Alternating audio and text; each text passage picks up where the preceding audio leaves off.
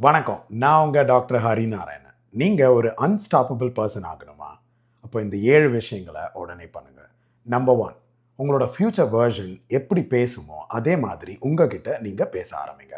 அதாவது உங்க எதிர்கால வாழ்க்கைய ஒரு சூப்பர் ஹிட்டான படத்த நரேட் பண்ற மாதிரி உங்களுக்கு நீங்களே அடிக்கடி நரேட் பண்ணுங்க. ஏன்னா, உங்க சப்கான்ஷியஸ் மைண்டுக்கு இது அல்வா சாப்பிடுற மாதிரி அவ்ளோ பிடிக்கும். நம்பர் 2, எதிர்காலத்துல வரப்போற உங்க வாழ்க்கைக்கு இப்பவே தேங்க்ஸ் சொல்லுங்க. ஏன்னா, யுனிவர்ஸுக்கு அட்வான்ஸா நீங்க தேங்க்ஸ் சொன்னீங்கன்னா, நீங்க கற்பனை பண்ற ஃபியூச்சர் கண்டிப்பா உங்களுக்கு கிடைக்கும் அப்படின்னு, அது உங்க மூளைக்கு சிக்னல் அனுப்பும். இந்த மாதிரி பாசிட்டிவ் எனர்ஜி உங்க சப்கான்ஷியஸ் மைண்டுக்கு ரொம்பவே பிடிக்கும்.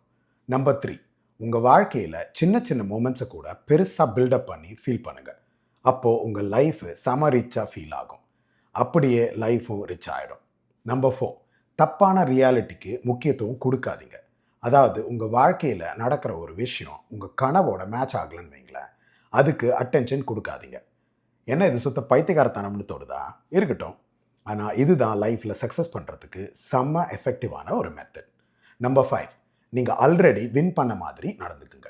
ஏன்னா உங்க ரத்தம், நாடி, நரம்பு எல்லாத்துலயும் சக்சஸ் ஊறிடுச்சுன்னா, உங்க சப்கான்ஷியஸ் மைண்டுக்கு எது கற்பனை, எது ரியாலிட்டி அப்படின்னு வித்தியாசமே தெரியாது. நம்பர் 6, அடிக்கடி ஒரு எனர்ஜி ரீசெட் பண்ணுங்க. அது எப்படி பண்றதுன்னு கேட்குறீங்களா? No scrolling, no comparing. அதுக்கு பதிலு மியூசிக் கேளுங்க, ஒரு வாக் போங்க, கொஞ்சம் தனிமையில அமைதியா இருங்க. அவ்வளோதான். நம்பர் 7, சின்ன சின்ன வெற்றிகளை கூட பெருசா கொண்டாடுங்க. ஏன்னா ஒவ்வொரு சின்ன வெற்றியும் ஒரு ப்ரூஃப். சிறு துளி தான் பெரிய வெள்ளமாகும். பெரும்பாலான மக்களோட வாழ்க்கையில ஸ்ட்ரெஸ், எமோஷன், முன்கோபம் இதெல்லாம் தான் வழி நடத்துது.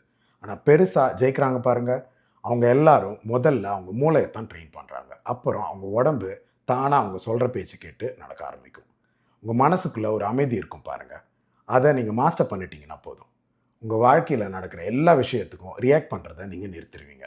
அதுக்கு பதிலு உங்க வாழ்க்கைய உங்களுக்கு பிடிச்ச மாதிரி ஷேப் பண்ண ஆரம்பிச்சுருவீங்க.